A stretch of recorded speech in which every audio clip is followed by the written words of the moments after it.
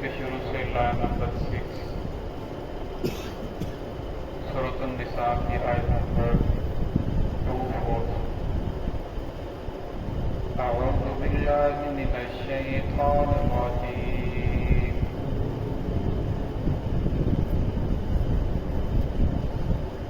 بسم اللہ الرحمن الرحیم.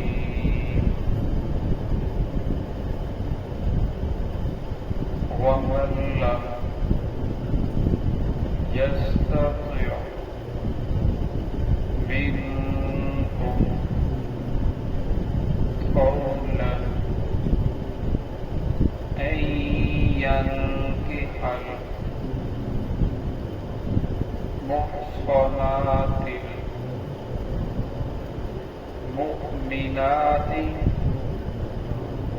فمما ملكت أيمانكم من فتياتكم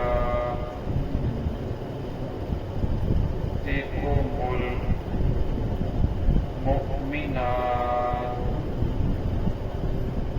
والله أعلم بإيمانكم بعضكم من بعض فانكحوهن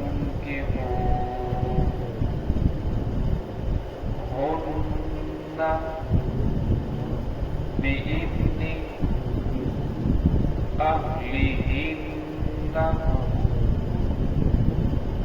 وآتوهن أجورهن بالمعروف محصنات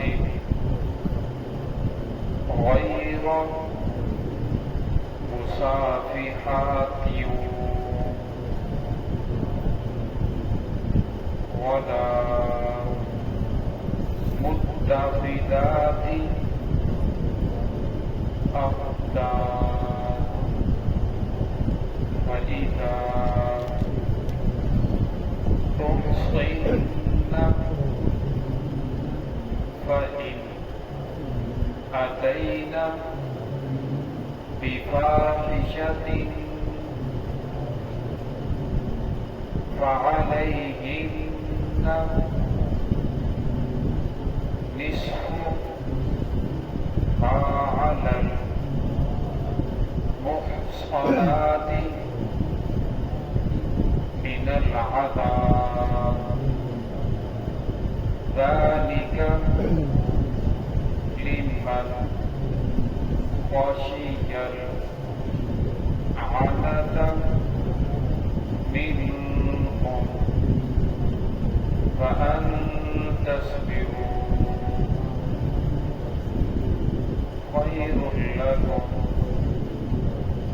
والله غفور رحيم. بسم الله الرحمن الرحيم. ومن لم يستطع منكم قولا أن ينكح المحصنات المؤمنات فمما ملكت أيمانكم من فتياتكم المؤمنات والله أعلم بإيمانكم بعضكم من بعض فانكحوهن بإذن أهلهن وآتوهن أجورهن بالمعروف محصنات غير مسافحات ولا متخذات أخدان. فإذا أحصن فإن أتين بفاحشة فعليهن نصف ما على المحصنات من العذاب ذلك لمن خشي العنة منكم وأن تصبروا خير لكم والله غفور رحيم ومن لم يستطع منكم طولا وہ شخص جو تم میں سے طاقت اور قدرت نہیں رکھتا ان ينكح المحصنات المؤمنات یہ کہ وہ نکاح کرے کسی عذاب مومنہ عورت سے فمما ملكت ايمانكم تو چاہیے کہ وہ نکاح کرے لونڈیوں میں سے کسی لونڈی سے مثل حیات المؤمنات جو اس کے قبضے کے اندر ہو اور وہ بھی وہ مومنہ واللہ اعلم بایمانکم اللہ رب العزت تمہارے ایمان کو زیادہ جاننے والے ہیں بعضکم من بعض تم بعض میں سے ہو یعنی تمام کے تمام آدم علیہ السلام کی اولاد ہو فانکحوہن بإذن اہلہن بس تم نکاح کرو ان لوڑیوں سے بإذن اہلہن ان کے مالکوں کی اجازت کے ساتھ وآتوہن اجورہن اور انہیں ادا کرو ان کا مہر بالمعروف اچھے طریقے سے محصنات اور وہ لوڑیاں جو ہیں نکاح کی قید کے اندر رہنے کو پسند کریں غیر مصافحات اعلانیہ گناہ کرنے والی نہ ہو ولا متخذات اخدان اور نہ ہی چھپ کر تعلقات قائم کرنے والی ہو فَإِذَا أُحْصِنَّ جب وہ محسن ہو جائیں یعنی نکاح کی قید کے اندر آ جائے فَإِنْ أَتَيْنَ بِفَاحِشَةٍ اور پھر اس کے بعد اگر وہ کسی برائی کے اندر مبتلا ہوں فَعَلَيْهِنَّ نِصْفُ مَا عَلَى الْمُحْصَنَاتِ مِنَ الْعَذَابِ تو ان پر نصف سزا ہوگی آزاد عورت کے مقابلے میں ذَلِكَ لِمَنْ خَشِيَ الْعَنَتَ مِنْكُمْ یہ اس شخص کے لیے ہے جو گناہوں سے ڈرتا ہو وَأَن تَصْبِرُوا اگر تم صبر کرو خَيْرٌ لَكُمْ تو یہ تمہارے لیے زیادہ بہتر ہے اللہ غفور الرحیم اللہ تعالیٰ بخشنے والے رحم کرنے والے ہیں اس آیت کے اندر اللہ رب العزت نے ان لوگوں کو بیان فرمایا کہ جو نکاح کی طاقت نہیں رکھتے آزاد عورت کے ساتھ فرمایا اگر تم نکاح کرنے کی طاقت نہیں رکھتے تمہارے پاس اتنا مال و دولت نہیں ہے یا کسی اور وجہ سے اس کے ساتھ نکاح کی طاقت نہیں رکھتے تو فرمایا جو تمہاری لونڈیاں ہیں باندیاں ہیں ان کے ساتھ تم نکاح کر سکتے ہو اور پھر فرمایا کہ جب ان کے ساتھ تم نکاح کرو گے کہ نکاح کے اندر دیکھنے والی شرط یہ ہے کہ وہ مومنہ ہو کافرہ نہ ہو مومنہ کے ساتھ تم نکاح کر سکتے ہو اور پھر صحابہ کرام میں سے بعض کو ہوا کہ ہو سکتا ہے کہ مومنہ نہ ہو اپنے آپ اس نے ایمان کو ظاہر کیا ہو تو اللہ رب نے فرمایا اعلم بایمانکم اللہ رب العزت زیادہ جاننے والے ہیں انسان کو ظاہری ایمان کو دیکھنا چاہیے کسی کے دل کا حالت کو اللہ رب العزت جانتا ہے اگر کوئی انسان ظاہر یہ کر رہا ہے اپنے آپ کو کہ میں مسلمان ہوں تو ہم اس کے ظاہر کو دیکھ کر فیصلہ کر دیں گے کہ واقعی یہ مسلمان ہے یہ سب ایماندار ہے بعضکم من بعض اور میں تم بعض میں سے ہو یعنی تم سب ایک ہی ہو آدم علیہ السلام کی اولاد ہو آدم علیہ السلام سے پھر آگے سارا سلسلہ چلا فانکحوہن بإذن اہلہن اور میں تم ان کے ساتھ نکاح کرو ان کے مالکوں کی اجازت کے ساتھ اب ایک تو ہے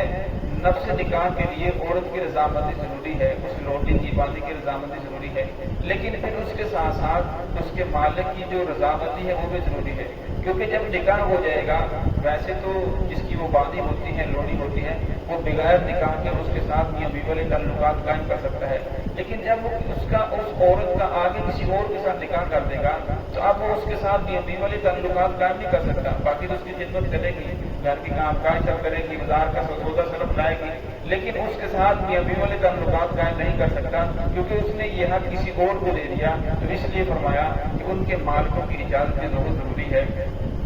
وآتوہن اجورہن بالمعروف اور فرمایا جب ان کے ساتھ ہم نے نکاح کر لیا تو پھر ان کو مہر بھی ادا کرو بالمعروف اچھے طریقے سے اب آزاد عورت کا جتنا مہر ہے تو جو باندھی ہوگی لونڈی ہوگی اس کا نصف مہر ہوگا یعنی آدھا مہر ہوگا پھر آگے محصنات وہ نکاح کی قید کے اندر رہنے کو پسند کرنے والی ہوں غیر مصافحات شہوت رانی کرنے والی نہ ہو کہ اپنی شہوت کو پورا کرنے کے لیے اپنے حوث کو پورا کرنے کے لیے وہ نکاح کرے بلکہ وہ نکاح کی قید کے اندر آنے کو پسند کرے اپنے آپ کو پاکم داغ بنانا چاہے ولا متخذات اخدان اور نہ ہی وہ چھپ کر یارانی لگانے والی ہو تعلقات قائم رکھنے والی ہو اصل کے اندر زمانہ جاہلیت کے اندر عرب کے اندر ایک رواج یہ بھی تھا کہ اگر عورت چھپ کر گناہ کرتی تو اسے برا نہیں سمجھا جاتا تھا، ہاں اگر اعلانیہ گناہ کرتی تو اسے برا سمجھا جاتا تھا۔ تو اس لیے اللہ رب العزت نے دونوں چیزوں کو ذکر فرما دیا کہ وہ اعلانیہ گناہ کرنے والی بھی نہ ہو اور چھپ کر گناہ کرنے والی بھی نہ ہو، اور میں جو ایسی ہو تو اس کے ساتھ نکاح کرنا نہیں چاہیے۔ فَإِذَا أُحْصِنَّ، اور میں جب وہ محسن ہو جائے یعنی تمہارے نکاح کے اندر آ جائے، فَإِنْ أَتَيْنَ بِفَاحِشَةٍ فَعَلَيْهِنَّ نِصْفُ مَا عَلَى الْمُحْصَنَاتِ مِنَ الْعَذَابِ، اور پھر اس کے بعد پھر وہ فحاشی والا کام کرے، گناہ والا کام کرے یعنی زنا کرتی ہے، فرق اس کی پھر جو سزا ہوگی وہ آدھی ہوگی۔ اس طرح آزاد عورت ہے، شادی شدہ ہے، اگر وہ زنا کرتی ہے تو اسے پتھر مار مار کر رجم کر دیا جائے گا، لیکن اگر لوڈی کرتی ہے تو اس کو صرف 50 کوڑے مارے جائیں گے۔ کیوں؟ اس لیے کہ اس کا شہر کے اندر آنا جانا، اس کے اوپر پردے کی پابندی نہیں ہے، وہ بغیر دوپٹے کے بازار بھی جا سکتی ہے، اس سے اپنے مالک کی خدمت کرنا، گھر کے سارے کام کاج کرنا، اور اس کا گناہ کے اندر ملوث ہونے کا زیادہ خطرہ ہے، تو اس لیے شریعت نے اس کی سزا بھی کم مقرر کی ہے۔ ذَلِكَ لِمَنْ خَشِيَ الْعَنَتَ مِنْكُمْ، اور میں یہ اس شخص کے لیے ہے کہ تم میں سے گناہ کے اندر مبتلا ہونے سے ڈرتا ہو، اسے اس بات کا خوف ہو کہ اگر میں نے نکاح نہ کیا، آزادوں کے ساتھ تو میں کر نہیں سکتا، میرے پاس اتنی طاقت نہیں ہے، اتنے وسائل نہیں ہے، اب اگر میں نے لوڑی کے ساتھ بھی نکاح نہ کیا تو میں گناہ کے اندر ملوث ہو جاؤں گا۔ اور میں یہ اس شخص کے لیے ہے اگر کسی آدمی کو اپنے نفس کے اوپر کنٹرول ہے، وہ سمجھتا ہے کہ میں کسی برائی کے اندر مبتلا نہیں ہوں گا، اور میں وہاں تصویر پھر اسے چاہیے کہ وہ صبر کرے، خیر اللہ، یہ تمہارے لیے زیادہ بہتر ہے۔ کیوں؟ اس کی وجہ یہ ہے کہ اگر آپ لوڑی سے نکاح کرو گے تو اس سے جو اولاد پیدا ہوگی وہ بھی غلام کرتی چلی جائے گی، جس کی وہ لوڑی، جس کی وہ غلام ہوگی، ورنہ وہ ساری آدمی کی اولاد بھی اسی کی غلام بن جائے گی۔ اب آدمی آزاد ہے، اولاد غلام ہے، پھر اسی طرح ورنہ جو غیرت مند آدمی ہے وہ اسے برداشت نہیں کرے گا کہ میری بیوی اسے نہ کھلے عام بازاروں کے اندر بغیر پردے کے چلے پھرے، اور میں پھر آہستہ آہستہ گھروں کے اندر بگاڑ آنا شروع ہو جائے گا، لڑائی جھگڑے شروع ہو جائیں گے۔ تو اس لیے فرمایا جو آدمی اپنے نفس پر کنٹرول رکھتا ہو، جو صبر کرنا جانتا ہو، وہ صبر کر سکتا ہو، اور اسے چاہیے کہ وہ صبر کرے۔ جب اللہ رب العزت سے طاقت عطا فرمائے تو وہ آزاد عورت کے ساتھ ہی نکاح کرے، واللہ غفور رحیم، اور میں اللہ رب العزت بخشنے والے، رحم کرنے والے ہیں، جو گزشتہ ہو چکا اور میں اللہ رب معاف کر دیں گے۔ آئندہ کے لیے تم نے اس کام کے اندر احتیاط کرنا ہے، اور آج کے دور کے اندر بھی اگر اللہ رب العزت نے کسی کو نکاح کی مثال نہیں دیے، ورنہ شریعت کہتی ہے کہ وہ روزے رکھے، کھانا کم کھائے، تاکہ اس کا نفس کمزور ہو جائے، جس کی وجہ سے وہ گناہ کے اندر مبتلا نہ ہو۔ تو ہے کہ اللہ رب العزت ہم سب کو صراط مستقیم پہ چلنے کی توفیق عطا فرمائے۔ بسم اللہ۔